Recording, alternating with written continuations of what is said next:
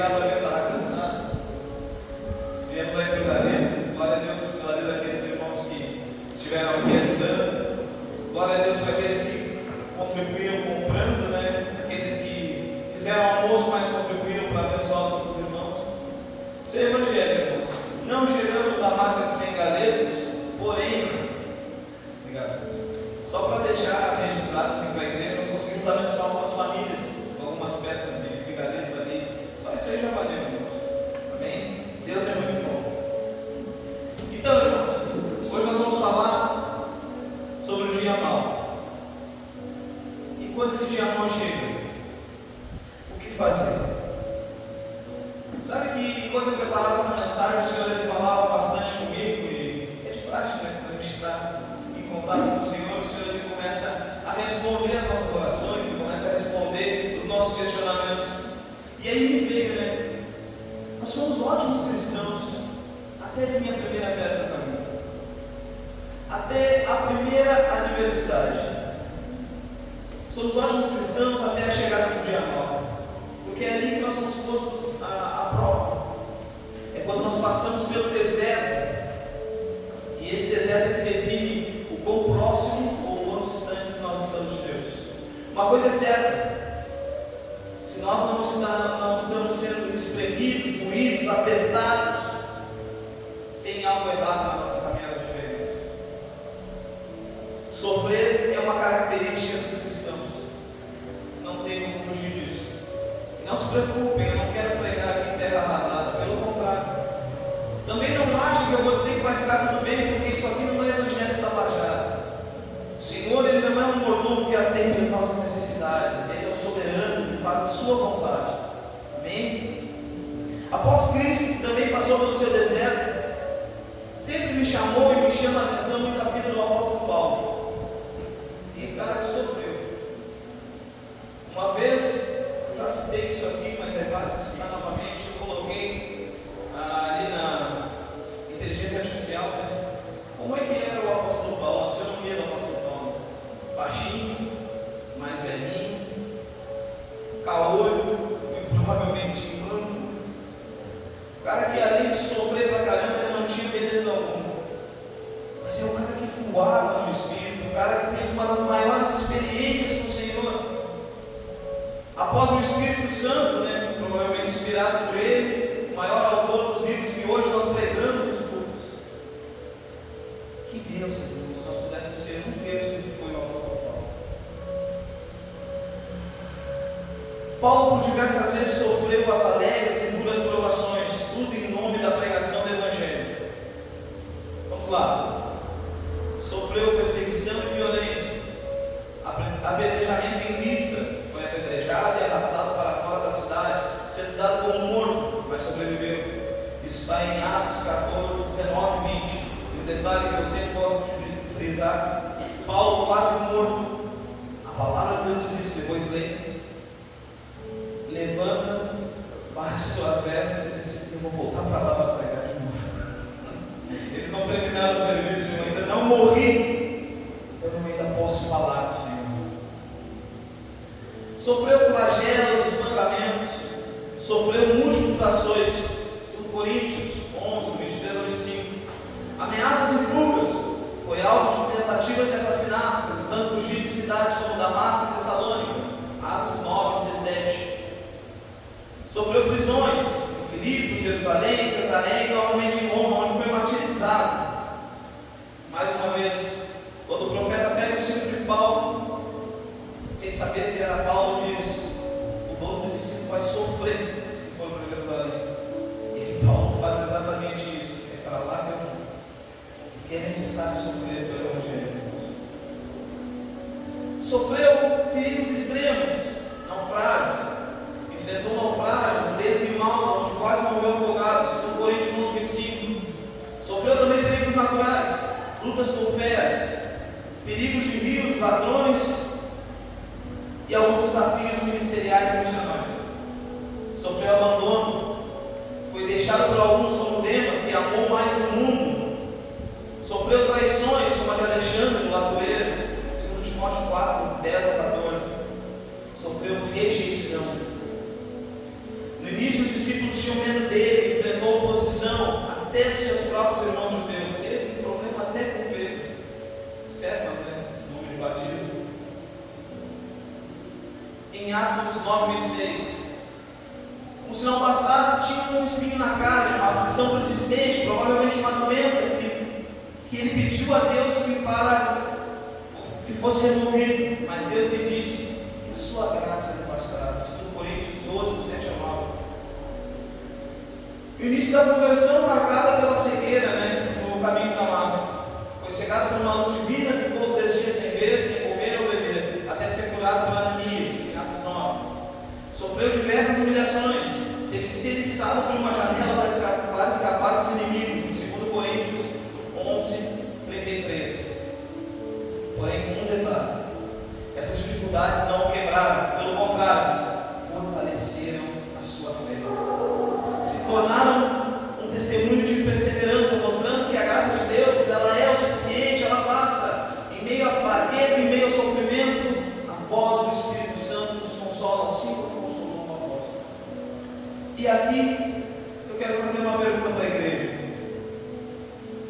De todas essas coisas que eu li aqui, quais delas nós já sofremos? Quais são os teus desertos? Quais são as nossas adversidades? Dessa extensa lista aqui, posso dizer que sofri um certo abandono, todos nós sofremos no decorrer da caminhada, e algumas traições, e isso faz parte, mas no mais, irmãos, eu nunca fui picado por uma víbora, eu nunca fui espancado pela pregação do Evangelho. Eu louvo a Deus por isso, mas o certo era eu estar correndo para isso. E os irmãos também. De toda essa lista aqui, nós não sofremos quase nada do que o apóstolo sofreu. E por que quando vem o dia mal, nós insistimos em culpar a Deus ou abandoná-lo, de certa forma? Mas como resistir? Como manter a fé acesa? Como seguir confiando em Jesus? Como não aceitar a derrota? Como não largar a mão do arado? Para muitos a resposta é mais simples do que parece.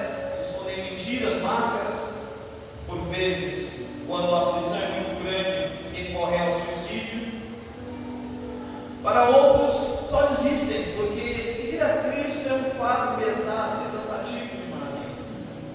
Irmãos, nos nossos dias, servir a Cristo está um leite do verde, mamão com mel, coisinha boa, está fácil. Até mesmo com os nossos irmãos, hoje a nossa maior dificuldade é brigar com as heresias dentro da igreja. Está muito fácil, irmãos. E aqui eu falo sobre nós estarmos sendo influenciados e influenciadores em todas as esferas em que nós estamos inseridos. A forma como nós estamos sendo o Evangelho lá fora, ela fala muito sobre nós. E como nós resistimos durante as adversidades. Precisamos entender primeiro o que é esse dia mau. O primeiro ponto a destacar é que esse dia é a forma que chamamos, porém não é só um dia. Pode durar anos, pode durar meses, pode durar dias, pode durar horas. Só que isso não está sendo pregado na maioria das igrejas. Sabe por quê, irmãos? Porque não vem dizer que o crente vai passar dificuldades, vai sofrer, não gera lucro, não se devolve dízimos. A moda hoje é nós comprarmos uma pulseira, colocarmos no braço e gritar para o mundo: não tem nada quebrado, não tem nada faltando e nada fora do lugar. Desculpa, mas eu preciso puxar o nosso tapete essa noite. Ser cristão às vezes é estar com as coisas fora do lugar. Muitas vezes pela parte do próprio Senhor, irmãos. E nós precisamos entender isso não como uma forma de que o Senhor nos odeia, mas pelo contrário, Ele está nos lapidando para que possamos ser pessoas melhores, para que o poder dele continue nos aperfeiçoando, assim como foi com o apóstolo Paulo. O dia mau não é necessariamente um período de 24 horas, pode ser uma crise, uma doença, uma crise financeira, uma perda, um conflito familiar, onde tudo parece estar errado e onde a nossa fé é mais testada. E ela pode aparecer também como um espiritual. Paulo enfatiza que a luta não é apenas contra as pessoas, mas contra as forças espirituais do mal. O dia mau é o momento em que essas forças elas tentam nos desestabilizar, e aqui de forma alguma eu quero descredibilizar o reino espiritual, porque nós somos muitas vezes afligidos pelo reino espiritual. Isso é um fato, nós somos influenciados. Só que eu não posso esquecer daqui da terra, eu não posso esquecer das coisas materiais para focar somente naquilo que é espiritual, porque senão nós nos tornamos um culto a demônios. Eu já passei por lugares, irmãos, onde era se falado muito mais o nome do diabo do que o nome do próprio Deus, onde se era pregado muito mais experiências com Satanás do que experiências com o próprio Deus. Mas nós temos que bradar que ele é um derrotado. Acho que precisa a gente ficar falando isso, ele sabe que é um perdedor, irmãos. No fim das contas, ele vai se dobrar a Jesus Cristo. Esse tempo que nós temos aqui é para exaltar um nome que é sobre todo nome, Jesus Cristo, aquele que é todo poderoso, aquele que mudou a minha, a tua vida e quer continuar nos formando, irmãos. Mas nós precisamos dar um passo de fé. E antes que os irmãos se assustem, eu vou ler aqui. Abra comigo Efésios 6, do 13 ao 18.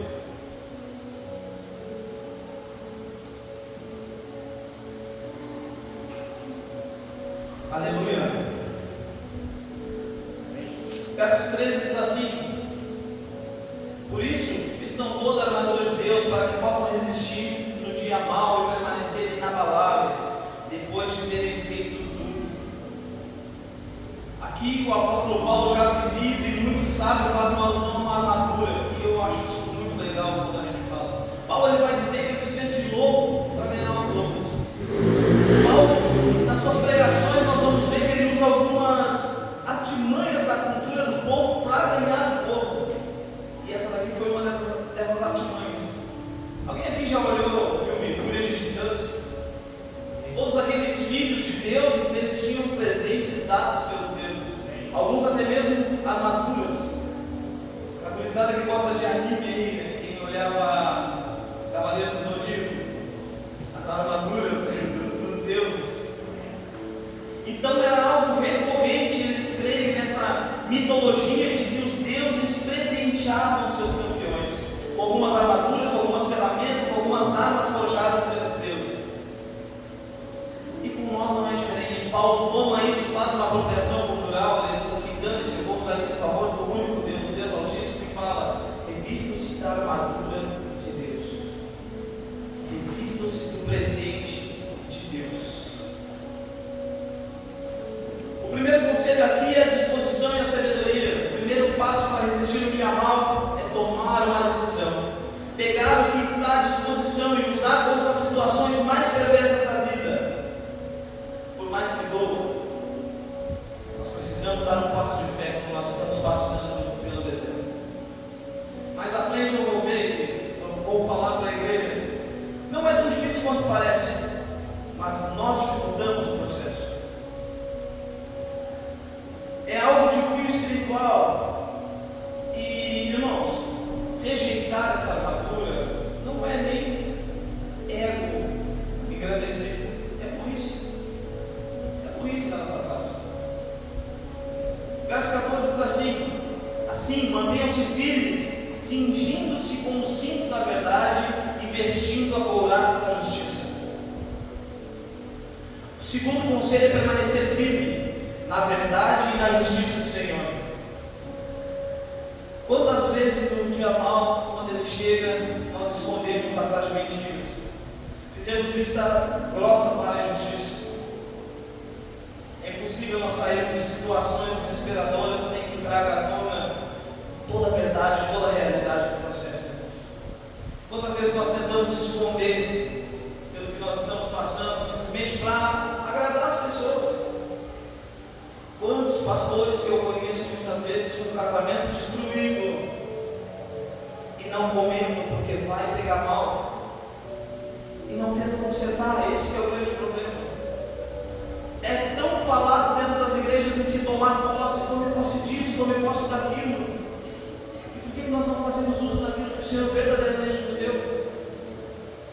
Por que nós não cingimos os nossos lombos com a verdade e com a justiça da parte do Senhor? Deus ama a verdade e a justiça. Nós temos diversos versículos bíblicos para confirmar isso. Salmos 11:7. Pois o Senhor é justo e ama a justiça, os retos verão a sua face. Salmos 45:7. Ele ama a justiça e odeia o pecado. Isaías 61:8. Eu, Yahvé, que amo o direito e detesto a desonestidade. Jeremias 9:24. Deus age com lealdade, justiça e retidão sobre a terra. Esses textos mostram que Deus se alegra com a retidão, com a verdade, com a integridade, sendo Ele mesmo o padrão de justiça. Ou seja, quando nós estivermos passando por essas adversidades, o que nós devemos fazer? Olha para a cruz. Quem foi o ser mais íntegro, mais verdadeiro e mais justo? Jesus, aquele que morreu sem pecado algum. Verso 15 diz assim: e tendo os pés calçados com a prontidão do Evangelho da paz, preparação para fazer e sofrer tudo o que Deus quer. Prontidão, essa é a marcha do soldado cristão, está sempre pronto, irmãos, sempre pronto. A obediência, ela nunca saiu de moda. E aqui eu preciso falar um pouco do nosso testemunho. O que mais nos atrapalhou em toda a nossa caminhada até agora foi a desobediência. Até mesmo depois de pastor, aí eu desobedeci o Senhor. Porque aí eu confundi muito a voz de homens com a voz de Deus. Irmãos, calçar os pés com a prontidão do Evangelho, e o Evangelho da paz, a pregação da paz, é nós olharmos para o fim do túnel e enxergarmos uma luz. É nós lembrarmos que é por conta dele, é através dele que nós vamos alcançar a redenção. É complicado, mas é necessário obedecer. Lembra que diz em 1 Samuel 15:22, obedecer é melhor do que sacrificar. Quantas vezes o nosso processo de conversão ele foi atrapalhado por conta da desobediência? E aqui pode estar passando um filme na cabeça dos irmãos. Quantas vezes a confusão que nós nos colocamos, ou muitas vezes por ensinos que nos passam, nos colocaram em situações que atrasou o processo, ou que bitolou a nossa mente. Só acontece assim, só acontece assado, só acontece se o pastor determinar. Isso não é evangelho, isso é misticismo. Efésios 6,16. Além disso, usem o escudo da fé, com o qual vocês poderão apagar todas as setas inflamadas do maligno. Cara, como o religioso ele gosta de espiritualizar isso aqui. Quantas vezes eu orei de uma forma errada a respeito disso aqui, irmãos? Para que serve um escudo se não for para proteção? Só que a gente recorre a todas as outras coisas, e a gente cita esse versículo como um mantra para proteção, mas esquece que o escudo ele vem após a fé. Para quem nós corremos quando o dia mal ele chega até nós? Muitas vezes a fé é o último artifício que nós usamos, quando já está tudo quebrado, quando já está tudo faltando, quando já está tudo fora do lugar. Às vezes a fé é o nosso plano C. Primeiro a gente busca a fulana, Beltrano, e vai a fé por último.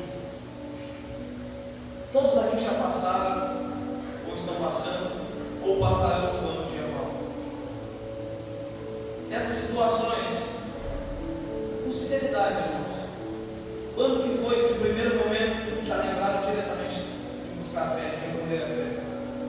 E aqui eu gosto muito de frisar isso: falar de fé não é vir à igreja. Falar de fé é exercício, é um dom que a Bíblia me diz que ele pode ser aumentado. Óbvio que em meio à comunhão é muito mais fácil nós exercitarmos a fé, mas existem tantos outros lugares que nós podemos exercitar. Quando nós acordamos, quantos aqui lembram de agradecer? Quantos aqui lembram de pedir: Senhor, me enche de fé para ir para aquele serviço? Senhor, me enche de fé, porque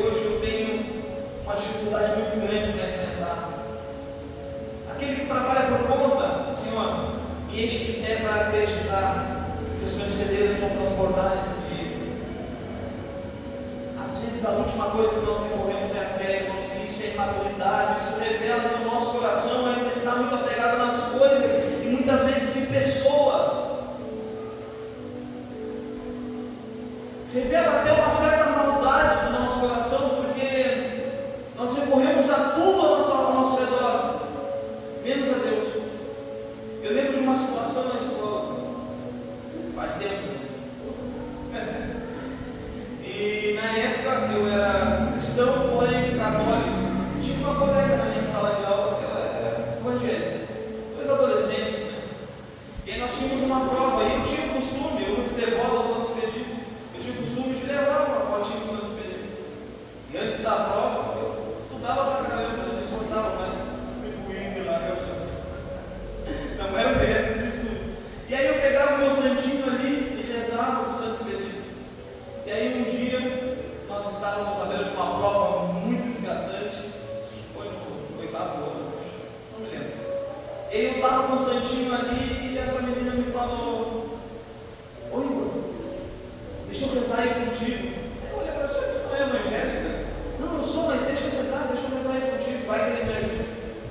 Naquela época aquilo já me deu um nó. Depois que formei o meu entendimento, eu fiquei pensando: nossa, que tipo de evangelho é esse onde se recorre a amuletos, a fé dos outros e não se recorre a Deus? Para mim, a fé dela era 1000 vezes melhorada do que a minha, porque eu não precisava ver para crer. Mas infelizmente isso acontece nos nossos dias.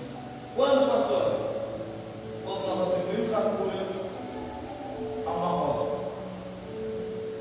Quando nós atribuímos a cura a um copo com água. Quando nós atribuímos a cura à aquisição de um sabonete para lavar as enfermidades. Graças a Deus aqui nós não temos essa cultura.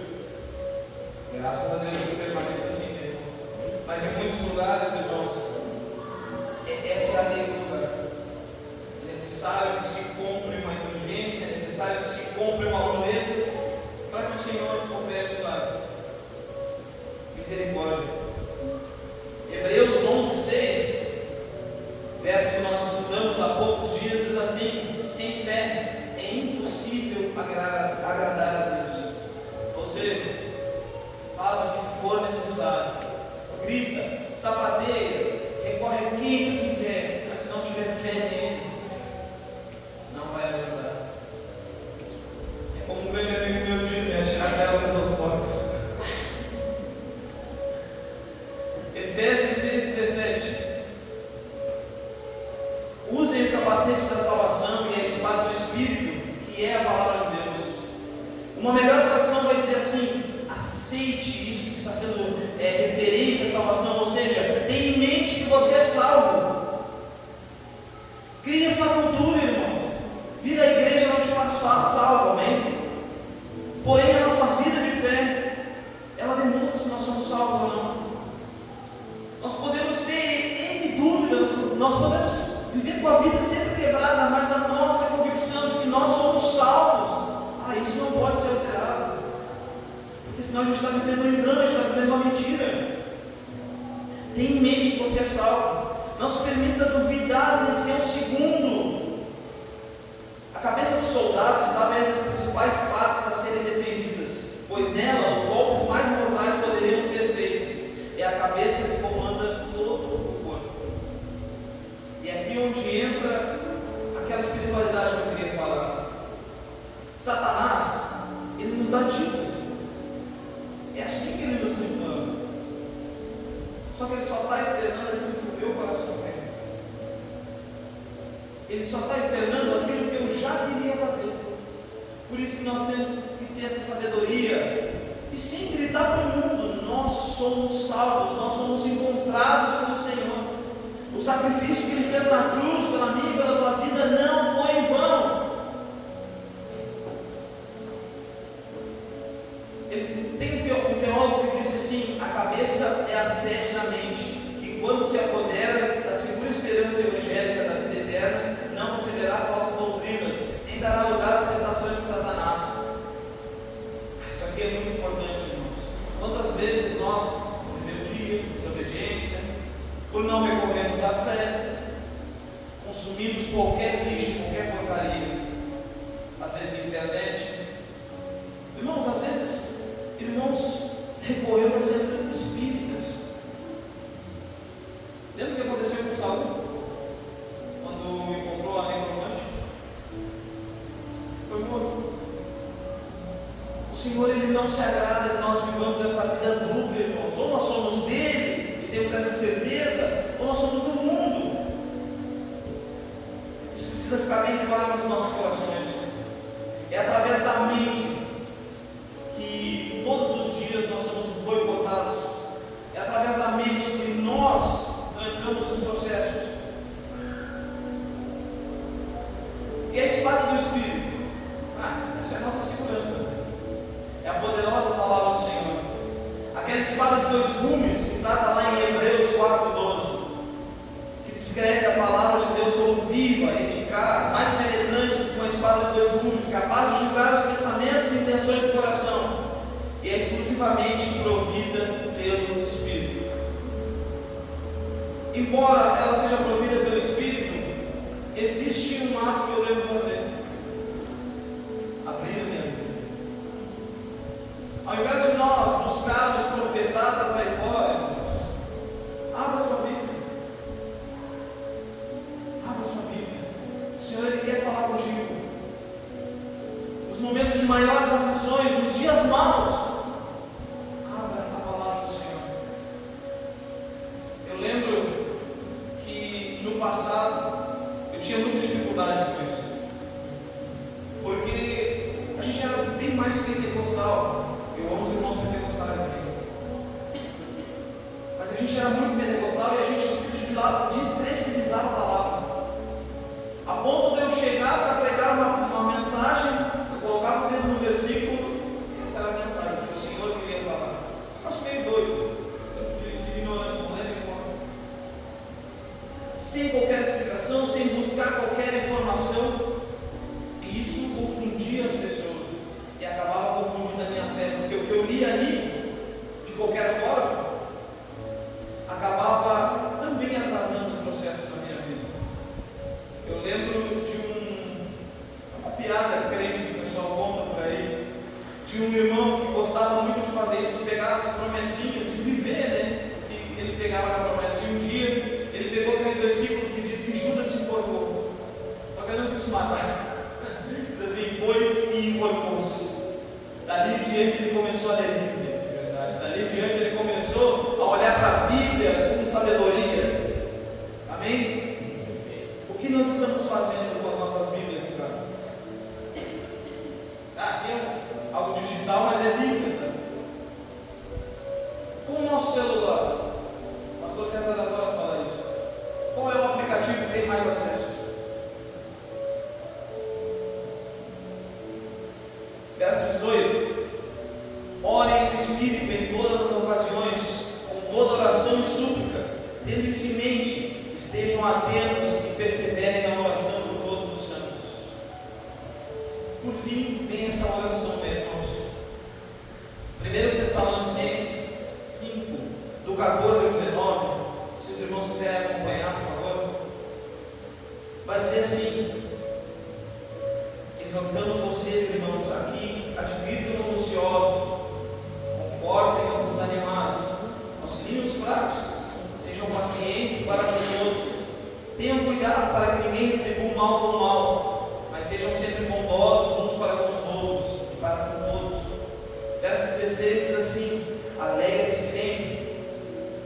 17: orem continuamente, deem graças em todas as circunstâncias, pois esta é a vontade de Deus para vocês em Cristo Jesus, e não apaguem o Espírito.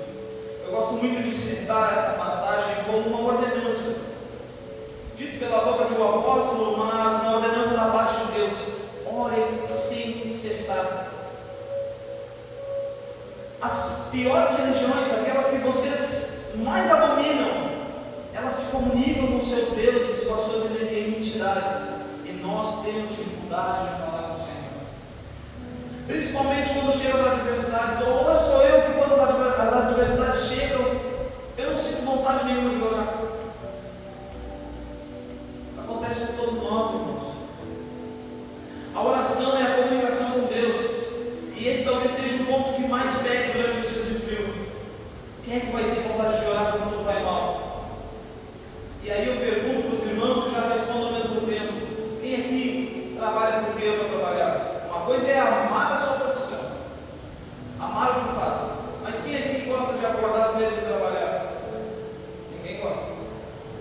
vai por quê?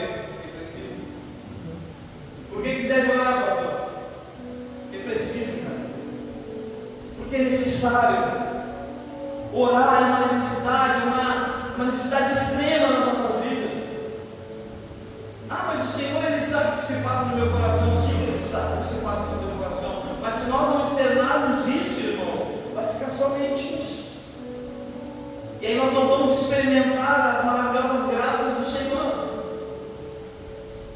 E muitas vezes é nas orações que o Senhor Ele puxa o nosso tapete, porque nas orações nós dizemos assim: Senhor, nós queremos que aconteça tal coisa. O Senhor vai e diz: não, mas não é isso que eu preparei para tua vida. Isso é assunto para outro dia. Vou falar sobre isso ainda. Deus que derruba o nosso sorvete. Nem sempre as coisas vão da forma como nós queremos, mas eu garanto algo para a igreja: as coisas sempre acontecem segundo a vontade do Senhor. Isso é inevitável e é imutável. Nós trabalhamos porque precisamos, e aqui o pensamento é o mesmo. Busque forças em Deus para seguir agradecendo, por mais difícil que seja. Nós precisamos da oração, porque é ela que dita o fluxo de todas as outras disciplinas espirituais. É muito difícil, irmãos, conversar com o irmão que jejua, que é assíduo na palavra, porém ele não ora. A oração ela precisa ser uma prática. A oração é uma montanha, você já ouviu isso? Amém ou não amém? É ela que dita o fluxo de todas as outras disciplinas. Por isso é tão importante permanecer orando, inclusive por nós. Eu falei sobre isso no GF. Eu sou um homem como qualquer homem. Eu tenho minhas necessidades físicas, minhas necessidades carnais, tenho os meus pecados, tenho as necessidades de oração. Eu preciso da oração da igreja. E a igreja precisa da minha oração. Só que o entendimento que nós temos é que se o líder orar, vai acontecer, porque ele é poderoso, ele está pertinho de Deus. Isso não existe, irmão. Pensem aqui comigo: o véu do templo se rasga. Eu adoro isso.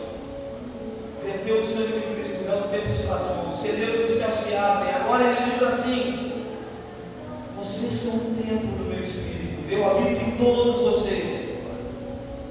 O que muda daqui para aí? Aqui é porque nós estamos um metro talvez mais perto de Deus, mais perto dos céus. É isso que muda, irmãos. Mas a oração é a mesma. Agora nós não precisamos mais de um homem levando as petições a Deus. O próprio Espírito recolhe, e a palavra me diz: chegará um tempo que Ele enxugará as nossas lágrimas. Por que não recorrer à oração? Por que não suplicar ao Senhor?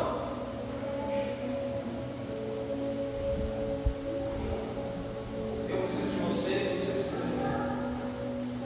E aqui eu já vou indo para o final, irmãos. Palavra rápida, né? Não podemos evitar que o dia mal chegue, afinal, é a parte da nossa caminhada para revelar onde realmente está o nosso coração. E serve para nos refinar, nos aperfeiçoar. Em resumo, quando o dia mal chegar, significa enfrentar os desafios inevitáveis da vida com a força e proteção espiritual oferecidas por Deus, seguindo o exemplo e os ensinamentos de Jesus e dos apóstolos. Eu pergunto à igreja: e quando bater o desânimo? João 16, 33. Eu lhes disse essas coisas para que em mim vocês tenham paz. Nesse mundo vocês terão aflições, contudo, tenham de bom ânimo, porque eu venci o mundo. E quando doer, meus irmãos, Tiago 1, do 2 ao 4. 1, do 2 ao 4. Meus irmãos, considerem motivo de grande alegria o fato de passarem por diversas provações, pois vocês sabem que a prova da sua fé produz perseverança, e a perseverança deve ser ação completa, a fim de que vocês sejam maduros e íntegros, sem lhe faltar coisa alguma. E quando as dúvidas vierem, pastor, Salmos 34, do 8 ao 10. Provem e vejam como o Senhor é bom, como é feliz o homem que nele se refugia. Temam o Senhor, vocês que são os seus santos, pois nada falta aos que os temem, ao que o temem. Os leões podem passar necessidade e fome, mas o que busca o Senhor de nada tem falta. que eu quero deixar para a igreja, irmãos? O que mais nós vemos hoje são doenças, problemas, as adversidades, os dias maus, como eu acabei de falar aqui. Não se entregue. Nós temos um Deus que é por nós. E aqui eu preciso falar mais uma vez o que eu disse no início. Não quer dizer que após a pregação tudo vai ser diferente e a sua vida vai mudar da água para o vinho. Pelo contrário, talvez as provações até aumentem na minha e na tua vida. Só que agora nós temos uma ferramenta, nós aprendemos a usar a ferramenta da parte do Espírito. Eu convido os irmãos essa noite a verdadeiramente, irmãos, tomarem posse dessa palavra. Façam uso dessa armadura. Se coloquem na posição aqui do apóstolo Paulo, embora nós não tenhamos sofrido o texto que ele sofreu. É muito pouco que a gente passa aqui. Mas se coloquem nessa posição e olhem para o Senhor como se deve olhar. Feche seus olhos, coloque o pé.